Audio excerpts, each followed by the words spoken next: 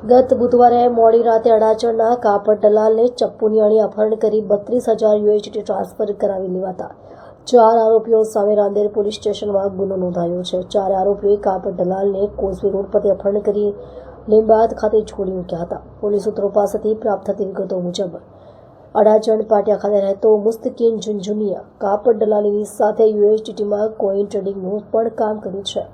ગત 27મી નવેમ્બરના રોજ મુસ્તકીમ તેના ભાઈ ઉસ્માન સાથે લગ્ન પ્રસંગમાં હાજર હતો।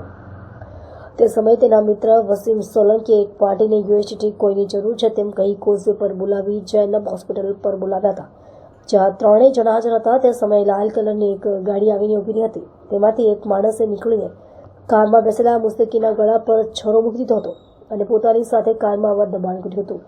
લાલ ગાડીમાં સવાર યુવકો મુસ્તકીમને કારમાં બેસાડીને લઈ ગયા હતા।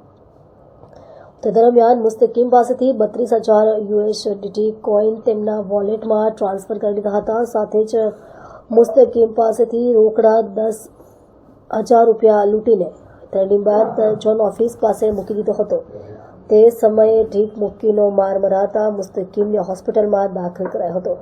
રાંદેર પોલીસે બળજબરીપૂર્વક ગાડીમાં બેસાડનાર કૈલાશ, અશોક, હાર્દિક અને બંટી નામના યુવક સામે રાંદેર પોલીસ સ્ટેશનમાં ફરિયાદ નોંધાવી છે। પોલીસે આ મામલે ગુનો નોંધી આરોપીઓની ધરપકડ કરી વધુ કાર્યવાહી હાથ ધરી છે।